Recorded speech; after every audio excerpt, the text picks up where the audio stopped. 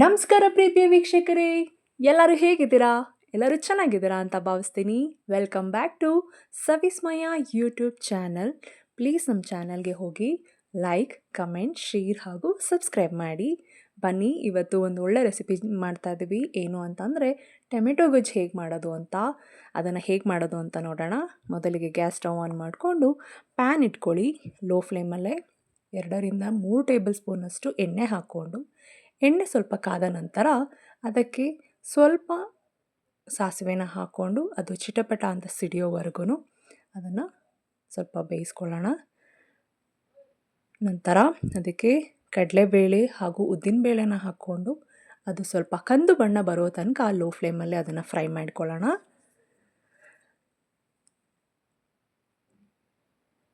ಅದು ಬೆಂದ ನಂತರ ಅದಕ್ಕೆ ಹಸಿಮೆಣಸಿನ್ಕಾಯಿ ಹಾಗೂ ಕರಿಬೇವಿನ ಸೊಪ್ಪು ಹಾಕ್ಕೊಂಡು ಅದನ್ನು ಸ್ವಲ್ಪ ಫ್ರೈ ಮಾಡ್ಕೊಳ್ಳೋಣ. ಫ್ರೈ ಮಾಡ್ಕೊಂಡಿದ ನಂತರ ಸಣ್ಣಗೆ ಹೆಚ್ಚಿಟ್ಕೊಂಡಂಥ ಈರುಳ್ಳಿನ, ಇಲ್ಲಿ ನಾವು 2ರಿಂದ 3 ಮೀಡಿಯಮ್ ಸೈಜಷ್ಟು ಈರುಳ್ಳಿನ ಬಳಸ್ಕೊಂಡಿದ್ದೀವಿ. ಸೊ ಅದನ್ನು ಸಹ ಕಂದು ಬಣ್ಣ ಬರೋ ತನಕ ಲೋ ಫ್ಲೇಮಲ್ಲೇ ಅದನ್ನು ಫ್ರೈ ಮಾಡ್ಕೊಳ್ಳೋಣ. ಫ್ರೈ ಆದ ನಂತರ ಸ್ವಲ್ಪ ಚಿಟಿಕೆ ಅರಿಶಿನ ಪುಡಿ ಹಾಗೂ ಸ್ವಲ್ಪ ರುಚಿಗೆ ತಕ್ಕಷ್ಟು ಉಪ್ಪನ್ನು ಹಾಕ್ಕೊಳ್ಳೋಣ. ಉಪ್ಪನ್ನು ಹಾಕ್ಕೊಂಡು ಸ್ವಲ್ಪ ಫ್ರೈ ಮಾಡ್ಕೊಳ್ಳೋಣ. ಇದನ್ನು ನೀವು ದೋಸೆ ಹಾಗೂ ಚಪಾತಿ ಜೊತೆ ನೆಂಚ್ಕೊಂಡು ತಿಂದರೆ ತುಂಬ ಚೆನ್ನಾಗಿರುತ್ತೆ. ನೀವು ಮನೇಲಿ ಒಂದು ಸಲ ಟ್ರೈ ಮಾಡಿ.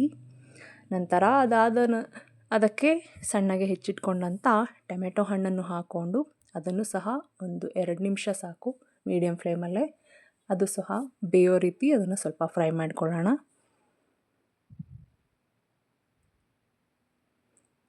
ನಂತರ ಅದು ಫ್ರೈ ಆದಮೇಲೆ ಅದಕ್ಕೆ ನೀವು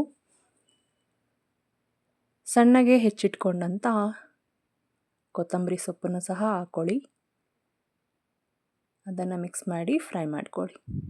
ಸೊ ಈ ರೆಸಿಪಿ ಒಂದು 5 ನಿಮಿಷದಲ್ಲೇ ಆಗಿಬಿಡತ್ತೆ. ದೋಸೆ ಹಾಗೂ ಚಪಾತಿ ಜೊತೆ ಚಟ್ನಿ ತಿಂದು ಬೇಜಾರಾಗತ್ತೆ ಅಂತಂದರೆ ಈ ಟೊಮೆಟೊ ಗೊಜ್ಜನ್ನ ಮನೇಲಿ ಒಂದು ಸಲ ಟ್ರೈ ಮಾಡ್ಬೋದು. ನೀವು ಮನೇಲಿ ಟ್ರೈ ಮಾಡಿ ಹೇಗಿದೆ ಅಂತ ಕಮೆಂಟ್ ಮಾಡಿ. ನಮ್ಮ ಚಾನಲ್ನ ಸಪೋರ್ಟ್ ಮಾಡಿ. ಹೀಗೆ ಒಂದು ಒಳ್ಳೆ ರೆಸಿಪಿ ಬೇಕು ಅಂತಂದರೆ ನಮ್ಮ ಚಾನಲ್ಗೆ ಸಪೋರ್ಟ್ ಮಾಡಿ. ಧನ್ಯವಾದಗಳು.